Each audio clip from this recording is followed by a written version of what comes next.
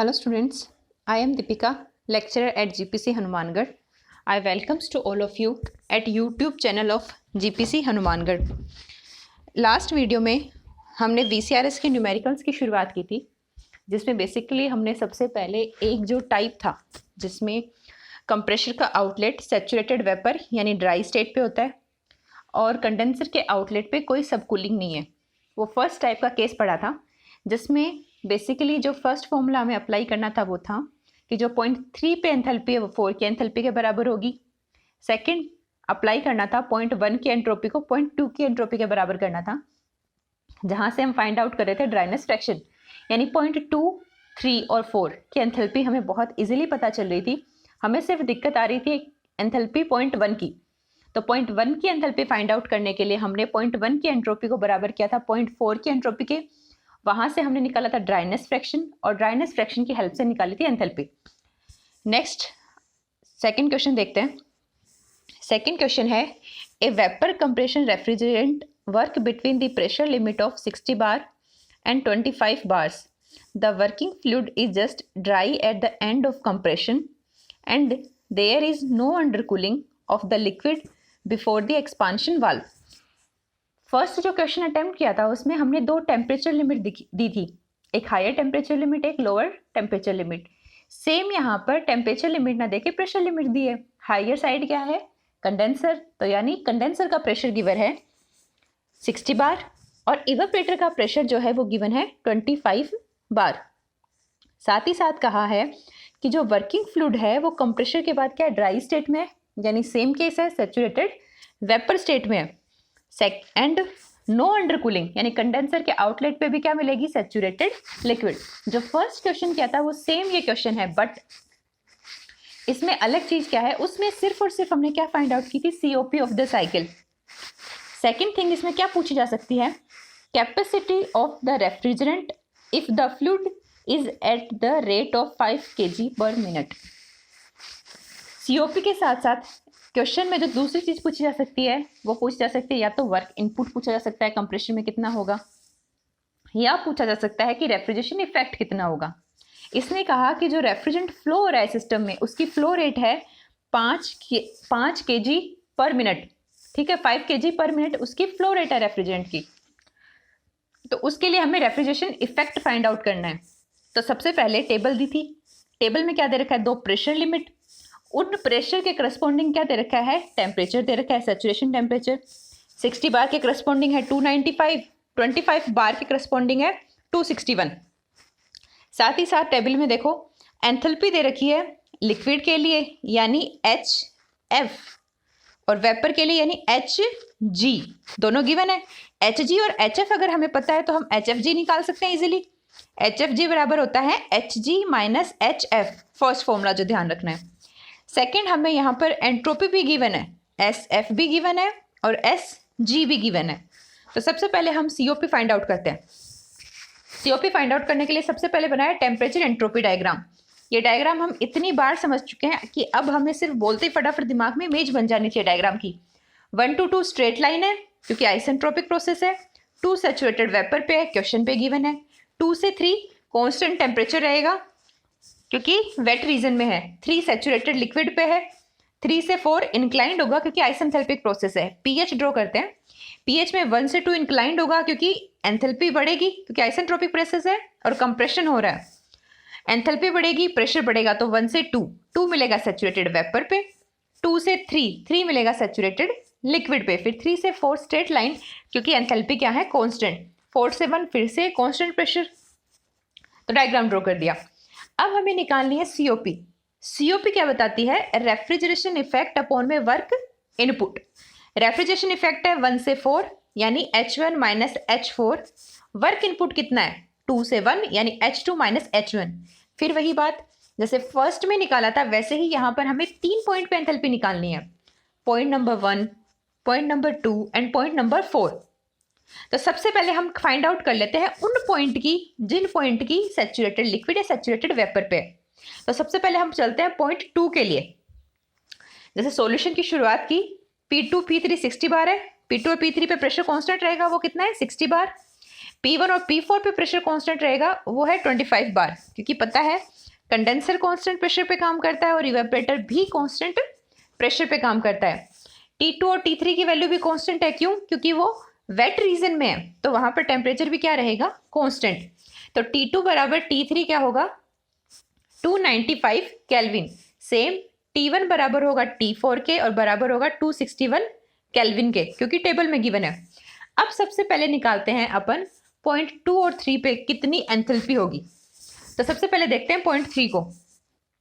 Point 3 पे enthalpy निकालने के लिए सबसे पहले क्या देखेंगे? इस पॉइंट का प्रेशर कितना है। पॉइंट 3 पे प्रेशर कितना होगा? 60 बार। तो प्रेशर वाली लाइन में हमने 60 बार को ले लिया, मतलब अब हमें 60 बार वाली हॉरिजॉन्टल लाइन पूरी देखनी है। पॉइंट 3 पे लिक्विड है या वेपर? लिक्विड। तो हमें क्या देखना है? लिक्विड की एंथैल्पी देखनी है पॉइंट 3 के लिए 60 बार पर। तो हम टेबल में देखते हैं 60 बार पर लिक्विड की एंथैल्पी कितनी है, तो वो मिल रही है 151.96, यानी H3 पर जो एंथैल्पी है वो कितनी होगी? 151.96 किलो जूल पर केजी। H3 पर जितनी एंथैल्पी है वो बराबर होगी H4 के, क्योंकि आइसेंथैल्पिक प्रोसेस है। तो H4 की वैल्यू भी कितनी होगी? 151.96। सेम थिंग हम करते हैं पॉइंट नंबर 2 के लिए। पॉइंट नंबर 2 कहाँ पर है? वेपर में है, गैसियस रीजन में, सैचुरेटेड वेपर है। तो हमें क्या देखना है? 2 पर प्रेशर कितना है और कौन सी स्टेट है। 2 पे प्रेशर है 60 बार और स्टेट है वेपर।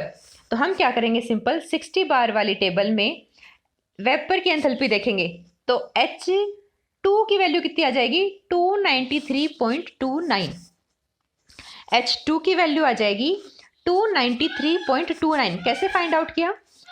पॉइंट 2 पे जो प्रेशर है वो है 60 बार और पॉइंट 2 पे जो स्टेट है रेफ्रिजरेंट की वो है वेपर स्टेट। ठीक है, सैचुरेटेड वेपर स्टेट। तो यहाँ पर Hg कितना मिल गया 2 पे? 293.29 सॉरी। तो हमने पॉइंट 2 और पॉइंट 3 दोनों की एंथैल्पी फाइंड आउट कर ली। पॉइंट 3 की एंथैल्पी से 4 की एंथैल्पी आ गई। तो सेम हमें 2 की एंथैल्पी पता है, 4 की पता है, हमें फाइंड आउट करनी है एंथैल्पी किसकी? पॉइंट 1 की। तो पॉइंट 1 की एंथैल्पी फाइंड आउट करने का लास्ट टाइम जो तरीका बताया था सेम था। हमें पॉइंट 2 की एंट्रोपी को बराबर करना है पॉइंट 1 की एंट्रोपी के। तो हम सबसे पहले पॉइंट 1 की एंट्रोपी निकालते हैं। पॉइंट 1 की एंट्रोपी कैसे निकालेंगे? S1 बराबर SF1 प्लस में X1। पिछले क्वेश्चन में हमने क्या पढ़ा था? यहाँ पर SFG1 की जगह हम क्या लिख रहे थे? HFG1 अपॉन में T1, यही लिखा था। HFG1 अपॉन में T1, ये जो टर्म डिनोट करती है वो SFG को ही डिनोट करती है।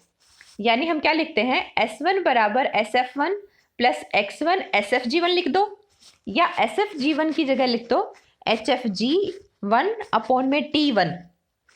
तो प्रीवियस क्वेश्चन से इस क्वेश्चन में कंफ्यूज नहीं होना है, क्योंकि SFG1 बराबर होता है HFG1 अपॉन में T1। अब यहाँ पर मान लो टेम्परेचर नहीं गिवन होता और HFG नहीं गिवन होता, तो हम इसको SFG से फाइंड आउट करते। तो हमें ये दोनों फॉर्मूले ध्यान होने चाहिए। तो S1 बराबर क्या होगा? SF1 प्लस में X1 क्या है? Dryness fraction at point 1। Point 1 पे ड्राइनेस फ्रैक्शन यूज क्यों आया है? क्योंकि ये वेट रीजन में है। 2 और 3 पे सैचुरेटेड लिक्विड और वेपर लाइन पे था, इसलिए वहां पे ये टर्म नहीं आई। यहाँ पर ये टर्म इसलिए आई क्योंकि ये पॉइंट 1 वेट रीजन में है। तो हम क्या करेंगे? X1 और SFG1 को क्या लिख सकते हैं? SG minus SF1। ठीक है, ये जितने भी फॉर्मूले यूज आ रहे हैं क्वेश्चन में, इनको एक जगह लिख लीजिएगा आप सब सारे फॉर्मूलों को एक साथ, कि VCRS साइकिल में ये फॉर्मूले यूज आते हैं। जैसे कल भी पढ़े थे हमने 2 फॉर्मूले, जैसे कि S1 निकाला SF1 प्लस में X1 SFG1। सेम हमने ऐसे ही निकाला था H1 बराबर HF1 प्लस X1 HFG1। हमने HFG को क्या लिखा था? HG minus SF। Same SFG को क्या लिख सकते हैं? SG minus SF। अब वैल्यू रखते हैं। पॉइंट 1 का है 25 बार प्रेशर पे है, तो उसके लिए लिक्विड एंथैल्पी SF की वैल्यू कितनी होगी? एंट्रोपी वाले कॉलम में देखते हैं। 25 बार पे एंट्रोपी 0.226, तो SF1 की वैल्यू रख दी 0.226 प्लस X1 ही हमें फाइंड आउट करना है। तो X1 SG की वैल्यू कितनी है 25 बार पे? 1.2464। तो ब्रैकेट में SG की जगह क्या लिख दिया? 1.2464 माइनस में 0.226। इसको सॉल्व करने पे वैल्यू आएगी 0.226 प्लस 1.0204 x1। अब 0.1 पे एंट्रोपी निकाल ली, 0.2 पे एंट्रोपी निकालते हैं। तो 0.2 पे एंट्रोपी कैसे निकालेंगे? 0.2 कितने प्रेशर पे है? 60 बार पे, और सैचुरेटेड वेपर स्टेट पे। तो हम डायरेक्ट टेबल से निकाल सकते हैं। टेबल में देखते हैं 60 बार पे वेपर की एंट्रोपी कितनी है। तो 60 बार प्रेशर पे अगर हम देखें तो वेपर की एंट्रोपी मिल रही है 1.0332 किलो जूल पर केजी केल्विन। यानी S2 की एंट्रोपी कितनी आ गई? 1.0332 किलो जूल पर केजी केल्विन। अब इस S2 को हम बराबर कर देंगे किसके? S1 के। हम क्या करेंगे? S2 को बराबर कर देंगे S1 के।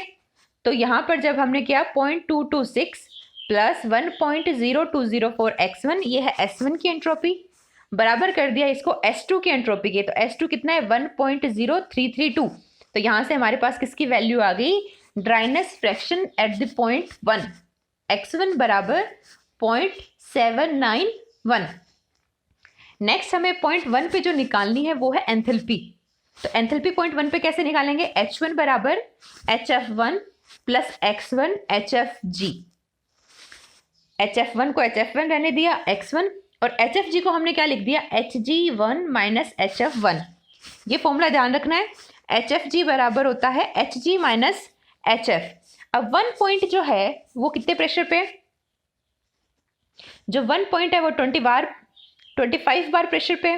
तो 25 बार के करस्पॉन्डिंग हम लिक्विड की एंथैल्पी देखते हैं और वेपर की एंथैल्पी देखते हैं। लिक्विड की एंथैल्पी है 56.32, यानी HF1 की जगह क्या लिख देंगे? 56.32, और HG की जगह क्या लिख देंगे? 322.58। तो हमने सेम किया, HF1 की जगह क्या लिख दिया? 56.32, x1 की वैल्यू आ गई 0.791, और ब्रैकेट में फिर वापस फिर से क्या है? HG की वैल्यू थी 322.58, माइनस में HF की वैल्यू थी 56.32। इसको सॉल्व करने पर पॉइंट 1 की एंथैल्पी आ गई 266.93 किलो जूल पर केजी। याद रखना है एंट्रोपी की यूनिट है किलो जूल पर केजी केल्विन। यहां पर एंथैल्पी की वैल्यू है किलो जूल पर केजी। सीओपी निकालेंगे। सीओपी निकालने के लिए क्या लिखेंगे? ऊपर क्या आएगा? रेफ्रिजरेशन इफेक्ट, यानी H1 माइनस H4, और H4 को क्या लिखते हैं? HF3, यानी 3 पॉइंट की भी एंथैल्पी लिख सकते हैं। क्यों? क्योंकि H4 जो है वो बेसिकली बराबर है किसके? इक्वल है HF3 के। तो हम लिख दिया H1 minus HF3 divided by work input. Work input कितना होगा? H2 minus H1। H1 की वैल्यू निकाली है अभी 266.93, और HF3 या H4 की वैल्यू निकाली थी 151.96। H2 की भी वैल्यू निकाली थी 293.29। इसको सॉल्व करने पे COP आएगी 4.36। एंट्रोपी की वैल्यू आएगी 4.36। क्वेश्चन में हमें एक चीज और पूछी थी, वो थी capacity of the refrigerator. Capacity of the refrigerator पूछ सकता है, या रेफ्रिजरेशन इफेक्ट पूछा जा सकता है, या इवोपरेटर में कितनी उसने एब्जॉर्ब की है तो वो पूछा जा सकता है। अगर कैपेसिटी वर्ड आता है तो हमें टन रेफ्रिजरेशन में आंसर निकालना है। तो हम क्या करेंगे? यहाँ पे कैपेसिटी ऑफ द रेफ्रिजरेशन या रेफ्रिजरेशन इफेक्ट कहाँ है? 1 से 4 से जो 1 है वहां पर इवोपरेटर लगा हुआ है, तो वहां पर रेफ्रिजरेशन इफेक्ट बराबर किसके होगा? H1 माइनस HF3 के। तो H1 की वैल्यू हमने निकाल रखी थी 266.93 माइनस में 151.96, तो वैल्यू आ जाएगी 114.97 किलो जूल पर केजी। हमें किलो जूल पर केजी में आंसर नहीं निकालना, हमें टन ऑफ रेफ्रिजरेशन में निकालना है। तो पहले तो हम क्या करेंगे? इसको इसके मास से मल्टीप्लाई करेंगे कि टोटल मास फ्लो रेट कितनी है। क्यों? क्योंकि टन ऑफ रेफ्रिजरेशन यूनिट क्या होती है? 1 TR इक्वल्स टू होता है 3.5 किलो वॉट, यानी 3.5 किलो जूल पर सेकेंड, या फिर 1 टन रेफ्रिजरेशन को हम ले सकते हैं 210 किलो जूल पर मिनट। यानी हमें यहाँ पर किलो जूल पर केजी में ना लाके यूनिट लानी है किलो जूल पर सेकेंड या किलो जूल पर मिनट में, यानी हमें यहाँ केजी को हटाना है। तो केजी को हटाने के लिए हम इसको क्या करेंगे? मास से मल्टीप्लाई करेंगे, और मास फ्लो रेट कितनी गिवन है क्वेश्चन में? 5 kg पर मिनट। तो हमें टोटल जो रेफ्रिजरेशन इफेक्ट फाइंड आउट करने के लिए हम इसको मास से मल्टीप्लाई कर देंगे। तो इसको मास से जब मल्टीप्लाई करेंगे तो 5 से मल्टीप्लाई करने पर वैल्यू आएगी 574.85 किलोजूल पर केजी। किलोजूल पर केजी नहीं, अब ये किलोजूल पर मिनट में है, ये यहाँ पे राइटिंग मिस्टेक है। ये जो 574.85 आया ये है किलोजूल पर मिनट में। अब हमें पता है 1 टन ऑफ रेफ्रिजरेशन अगर इक्वल्स टू है 210 किलोजूल पर मिनट के, तो 1 किलोजूल पर मिनट बराबर होगा 1 TR डिवाइडेड बाय 210। तो हम क्या करेंगे, इसको 210 से डिवाइड कर देंगे ताकि ये टन ऑफ रेफ्रिजरेशन में आंसर आ सके। तो हमने 574.85 को डिवाइड कर दिया 210 से, तो आंसर आ गया हमारे पास 2.74 टन ऑफ रेफ्रिजरेशन। ये एक टाइप के क्वेश्चन थे VCRS के, वो सारे हमने कंप्लीट कर लिए हैं। ये टाइप कौन सा था, जिसमें कंप्रेसर का जो एग्जिट है वो सैचुरेटेड वेपर पे है और कोई अंडरकूलिंग नहीं है। इसमें COP निकालना सीख लिया, साथ ही साथ अगर रेफ्रिजरेशन इफेक्ट भी पूछ लिया जाए मास फ्लो रेट देके और उसे कन्वर्ट करना पड़ जाए टन ऑफ रेफ्रिजरेशन में, तो वो भी मैंने आपको यहाँ एक्सप्लेन कर दिया। Thank you.